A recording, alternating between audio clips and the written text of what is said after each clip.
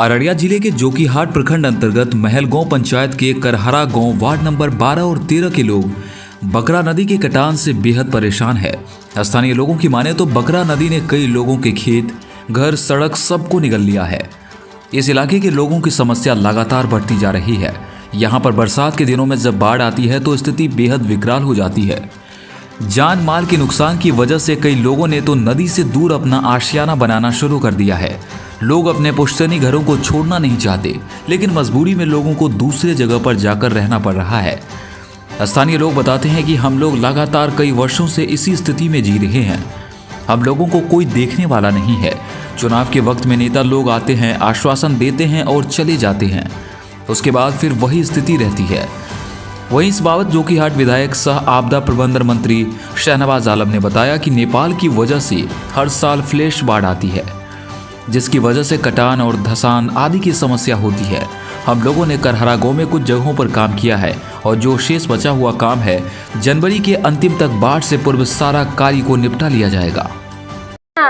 या लद्दी कटी था रहे कोई साधन नहीं था, वो हम गाय वो पर हम घर था, जमीन नहीं था, यहाँ हमें घर उठे वो एकरा घर द्वार हमर से बन डाल दे दह। बाल बच्चा बहुत डूबे था।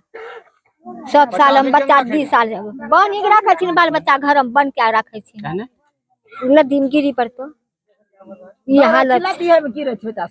हालत था। यहाँ जते बच्चा से सड़क से जा सके छी, बच्चा से गिरी पड़ते, बच्चा से आगे नहीं दी छी। रहे कोई साधन नहीं था भाई, बहुत दिक्कतों से रहे छी। या झाड़िया पसा कते करबो नहीं करबो, माल जाल रहना सहना किरण का भाई भाई रहे वो बहुत एकदम दिक्कत था भाई। जेरन कहे तुम त्रासनी अपना सोची का त्रासनी इटा काम करा दो भाई, कोई देखे वाला नहीं है। बताइए कि ये स्थिति जो है, सड़क कटी हुई है, कभी कोई देखने आया कि नहीं? कोई देखने नहीं आया, कोई झांकने नहीं आया, कोई टोकने नहीं आया।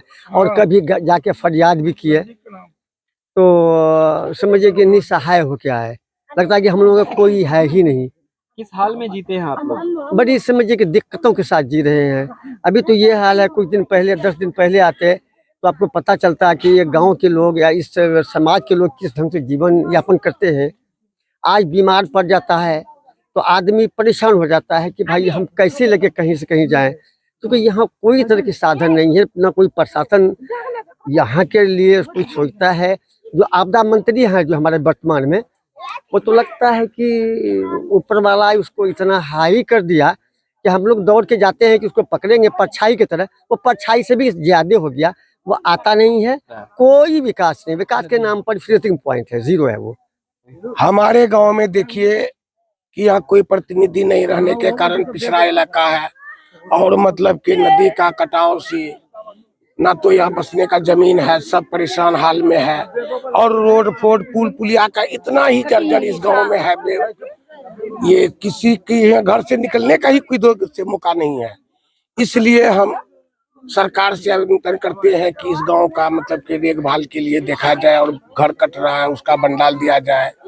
अभी और सांसद आते हैं इधर? सांसद अभी तो प्रेजेंट संसद तो वो कहाँ मतलब के है नहीं है, और बाकी पूर्व संसद आते जाते हैं, देखते हैं तो वो कहीं भी पास अपना रीजन में करवाया है। ये बताइए, आपदा मंत्री आपके क्षेत्र का विधायक है और मंत्री भी है जी, क्या क्षेत्र में आते हैं वो देखने के लिए? आपदा मंत्री को 2 साल जो पहले बना था तो उसमें दक्षिणी बेल्ट में उसको कोई वर्कर नहीं मिला था, तो सब हमको ज्वाइनिंग करा दिया कि यही मतलब के करवाइएगा।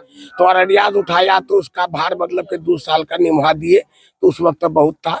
जब से मतलब कि अब ये अवैसी में जीता है तो बरेलवी से उसको वोट दे करके जिताया, और उसके बाद में वो पार्टी छोड़ करके आरजेडी में घुसा, उसको मंत्री जो बनाया तो इतना वो हाई कमान में और मतलब हवा में उड़ रहा है कि देखने वाला ही ताजुब है, उसको कोई नहीं रोक सकता है। काम क्या करेगा, और दलालों का ढेर है लगाया हुआ। ये जो कटान हो रही है इसके बारे में कभी बात नहीं हुई उनसे?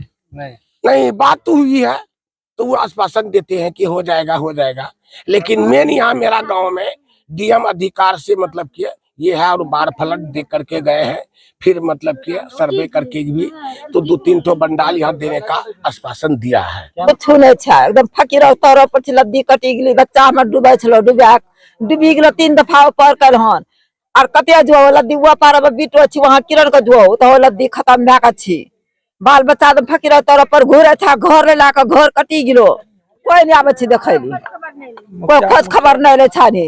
तो पहली बात है हमारा जो क्षेत्र है हमारा जो जिला है ये नदियों का इलाका है और एक नहीं दर्जन भर नदी है यहाँ पे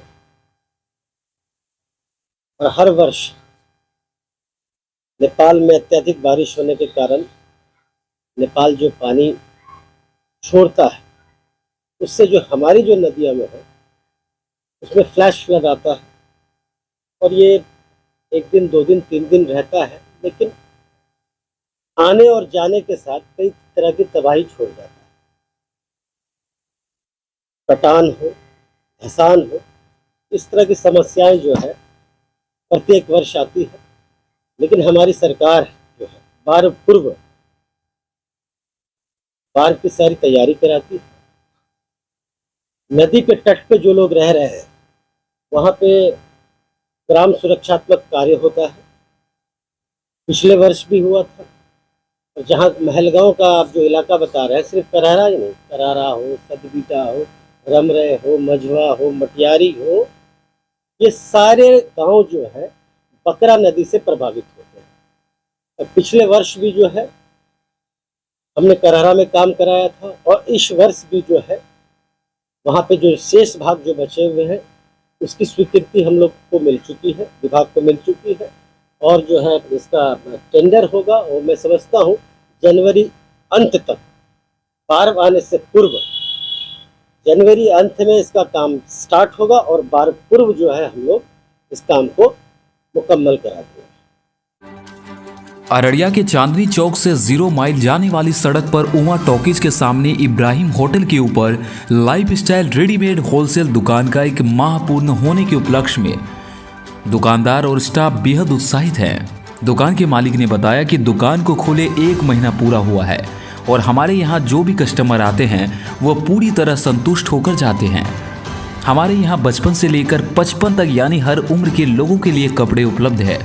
हमारे यहाँ बच्चों के लिए फ्रॉक मात्र 113 रुपये से शुरुआत है। हमारे यहाँ फ्रॉक कुर्ती साल जींस पैंट शर्ट जैकेट आदि दिल्ली कोलकाता लुधियाना कानपुर मुंबई सहित देश के बड़े बड़े शहरों से आता है। हम ग्राहकों को हर रेंज का कपड़ा उपलब्ध करवाते हैं। उन्होंने नए ग्राहकों से भी एक बार विजिट करने की अपील की।